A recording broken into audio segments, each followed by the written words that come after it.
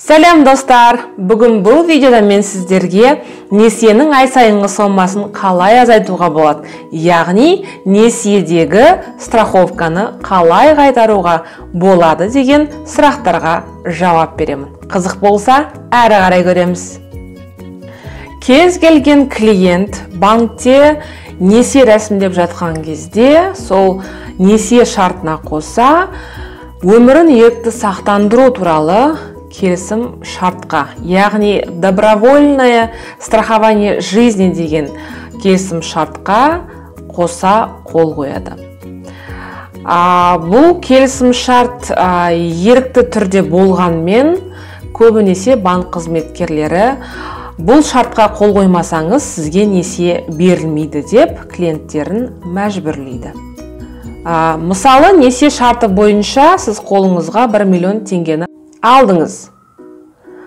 Ал бірақ та жаңағыдай төлем графигіне қарасаңыз, банк сізді қолыңызға 1.200.000 теңге алды деп, сол 1.200.000-ден жаңағы несиеңізді ай сайын төлемдерге бөліп береді. Алайда бұл жерде 200.000 теңге сіздің, яғни страховкаңыз, яғни өміріңізді сақтандыру сомасы деген сөз. Сондықтан да сіз несиені 1.200.000 теңге алғандай етіп төлейсіз. Алайда бұл страховканы қайтаруға болады. Қалай дейсіздер ғой? Егер де келісім шартты жақсылап мұқият қарайтын болсаңыз, банк пен страховой компания екі түрлі мекеме екенін анықтайсыз. Яғни банк акционерлік қоғам болса, ал страховой компания жауапкершілігі шектеулі серіктестікте болуы мүмкін. Соны анықтағаннан кейін сіз страховой компанияға барып, ол жерде арыз жазасыз. Яғни страховой сумманы қайтару туралы арыз жазасыз. Ол арызға страховой компания 15 жұмыс күн ішінде жауап беру тиіс. Ол жауапта олар страховканы қайтарамыз деп, немесе қайтармаймыз деп жауап береді. Қайтарған жағдайда ол страховой сумманы сіз несиеңізді төлеп тастасаңыз болады. Ал қайтармаған жағдайда не істеу керек? Осы жағдайға да тоқтала кетейік. Әрине, страховканы қайтармаған жағдайда сіз тек қана соттың қызметіне жүгінесіз.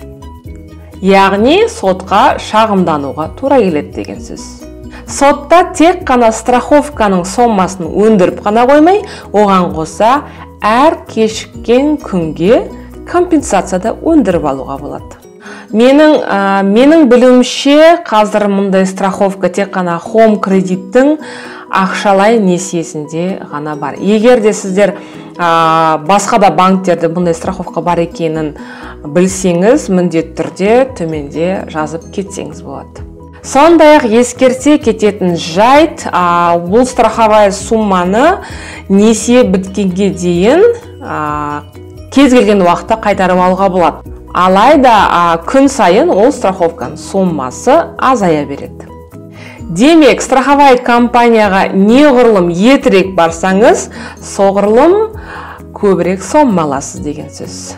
Осымен, достар, несиедегі страховка жайлы беретін шағын ғана ақпаратын бүгінге осы ғана. Егер де видео ұнаған болса, лайк басыңыздар. Ең бастысы каналға жазылуды ұмытпаңыздар. Назар аударып тыңдағандарыңыз үшін үлкен рахмет. Амандықта жолығайық. Сау саламат болыңыздар.